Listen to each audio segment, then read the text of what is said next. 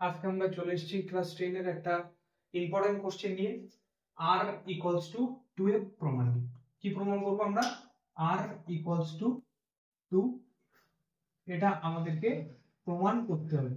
r মানে কি? বক্রতা ব্যাসার্ধ, এবং f মানে কি? ফোকাস দৈর্ঘ্য। তাহলে আমরা প্রমাণ করব r ইকুয়ালস টু 2f। তো দেখো, একটা অবতল দর্পণ, অবতল দর্পণ, এখানে একটা কি বস্তু আছে। বস্তু থেকে প্রথমে লিখে নিতে হবে যে আমরা এখানে কি চিত্র রেখেছি, সেই চিত্র সম্পর্কে আগে লিখে নিতে হবে। কি লিখতে হবে? যে PQ একটি বস্তু, বক্রতা ব্যাসার্ধ ও এর বাইরে রাখা হয়েছে। বস্তু থেকে একটি আলোকরশ্মি দর্পণের উপর x বিন্দুতে আপাতিত হয়। আপাতিত হয়ে রশ্মিটি ফোকাস বিন্দু দিয়ে xt পথে প্রস্থাপিত হয়ে নির্গত হয়। কি বললাম? M1 M2 একটি ক্ষুদ্র উন্মেষ যুক্ত অবতল দর্পণ, যার বক্রতা কেন্দ্রের বাইরে PQ একটি বস্তু রাখা হয়েছে। PQ বস্তু থেকে একটি আলোকরশ্মি অবতল দর্পণের উপর x বিন্দুতে আপতিত হয় এবং প্রতিফলনের পরে প্রতিফলিত রশ্মিটি xt পথে ফোকাস বিন্দু দিয়ে নির্গত হয়। এই কথাটা পুরোটা এখানে লিখতে হবে।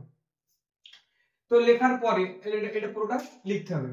তো লেখার পরে আমাকে প্রমাণ শুরু করতে হবে। দেখো, কিউ এক্স ও কোণ, অর্থাৎ এই কোণটি, এই যে রেড কালার, কিউ এক্স ওই কোণ সমান, দেখো কিউ এক্স ও, এই কোণটা সমান লেখা যাবে আমাদের, দেখো এক্স ও এফ কোণটা। কারণ কি? এরা পরস্পর একান্তর কোণ। আবার যদি যখন লিখতে পারি কিউ এক্স ও, এই অ্যাঙ্গেলটা সমান হবে এফ এক্স ও। কারণ কি? এটা যদি আপতন কোণ হয়, এটা কি? তার প্রতিফলন কোণ। আমরা তো প্রতিফলনের দুটো সূত্র থেকে জেনে এসেছি যে আপতন কোণ সমান প্রতিফলন কোণ, অর্থাৎ এই কোণটা সমান এই কোণটা।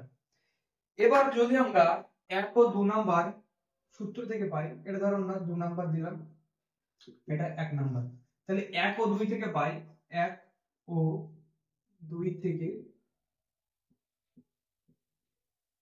পাই, 1 ও 2 থেকে কি পাচ্ছি আমরা? দেখো x ও f সমান fxo, অর্থাৎ ত্রিভুজ f ও x, এই ত্রিভুজটা f ও x একটি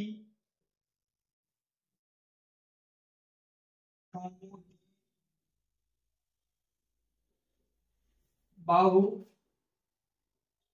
ত্রিভুজ। কারণ দেখো, যে ত্রিভুজের দুটি কোণ পরস্পর সমান হয়, সেই ত্রিভুজটাকে আমরা কি বলবো? সমদ্বিবাহু ত্রিভুজ। তাহলে প্রথম প্রমাণ করলাম এই কোণটা সমান এই কোণটা, দ্বিতীয়বার প্রমাণ করলাম এটা সমান এটা, তাহলে নিশ্চয়ই এটা আর এটা পরস্পর সমান হবে। তো সেই জন্য f ও x একটা সমদ্বিবাহু ত্রিভুজ। এবার যেহেতু এই ত্রিভুজটা সমদ্বিবাহু ত্রিভুজ, তাহলে তার নিশ্চয়ই এই বাহুটা আর এই বাহুটা পরস্পর সমান হবে, অর্থাৎ f ও ইকুয়ালস টু, আমরা কি লিখতে পারবো? fx, f ও সমান fx। এবার আমরা প্রথমে ইন্ট্রোডাকশনে বলেছিলাম যদি উন্মেষটি খুব ক্ষুদ্র হয়, উন্মেষটা কি? উন্মেষটা হলো লেন্সের দুটি প্রান্তকে জুড়ে যে অক্ষর পাওয়া যাবে, সেটাই হলো আমাদের উন্মেষ। এবার উন্মেষটা যদি খুব ক্ষুদ্র হয়, দেখো উন্মেষ ক্ষুদ্র মানে, দেখো এই দুটো পরস্পরে কি খুব কাছাকাছি চলে আসছে। কি বললাম? উন্মেষ যত ক্ষুদ্র হবে, দেখো M1 বিন্দু আর M2 বিন্দু পরস্পর কাছাকাছি চলে আসবে। এবার যত কাছাকাছি চলে আসবে, তখন দেখো এই বাহুটা, এই x বিন্দুটা একদম P বিন্দুর কাছাকাছি চলে আসবে। ভালো করে বোঝো, যদি এই উন্মেষটা খুবই ক্ষুদ্র হয়, তাহলে দেখো M1 M2 পরস্পরের কাছাকাছি চলে আসবে, তখন x বিন্দুটা নিশ্চয়ই সরতে একসময় কি একদম r এর কাছাকাছি চলে আসবে। তখন প্রায় fx সমান হয়ে যাবে উন্মেষ যেহেতু ক্ষুদ্র, উন্মেষ যেহেতু ক্ষুদ্র সেই জন্য fx সমান কি fp হয়ে যাবে।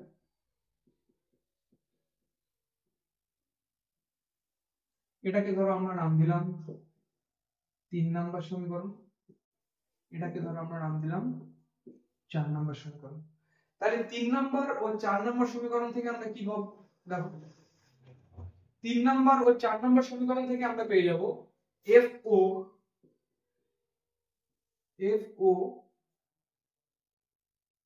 equals to FP, 3 ও 4 থেকে, 3 ও 4 থেকে পেয়ে যাই। তাহলে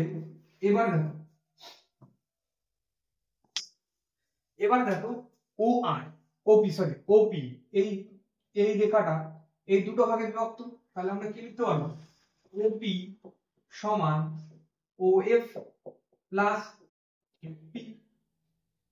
আচ্ছা, তাহলে আমরা এখন কি লিখতে পারবো, আবার OF সমান বা FO, আচ্ছা আমরা FO করি, FO সমান FP, তাহলে আমরা FP প্লাস FP করতে পারি, অর্থাৎ কত 2FP। এবার আমরা উপরে লিখে নিচে দেখো OP সমান কত হচ্ছে বড় আর, তাহলে আর FP সমান F, অর্থাৎ বক্রতা ব্যাসার্ধ ইকুয়ালস টু ফোকাস দৈর্ঘ্য দ্বিগুণ। তাহলে এটা বোঝা গেল, আশা করি সবাই বুঝতে পেরেছো। তো সবাই যদি বুঝতে পেরে থাকো তাহলে আমাদের ফেসবুক পেজ ফিজিক্স ওয়ার্ল্ডটাকে এক্ষুনি ফলো করে দাও, এবং এই পুরো ভিডিওটা দেখতে গেলে আমাদের ইউটিউব চ্যানেলের কমেন্ট বক্সে লিংক দেওয়া থাকবে, সেখান থেকে ক্লিক করে তোমাদেরকে দেখতে হবে। তো আজ এই পর্যন্ত, ধন্যবাদ। এই কোশ্চেনটা কিন্তু ক্লাস 10 এর ক্ষেত্রে, এবার মাধ্যমিকের ক্ষেত্রে খুবই ইম্পর্টেন্ট, এবং এটা পড়ার সম্ভাবনা প্রায় 90% আছে। তো অঙ্কটা ভালোভাবে দেখবে। তো আজকে এই পর্যন্ত, পরের দিন দেখা হবে অন্য কোনো টপিক নিয়ে।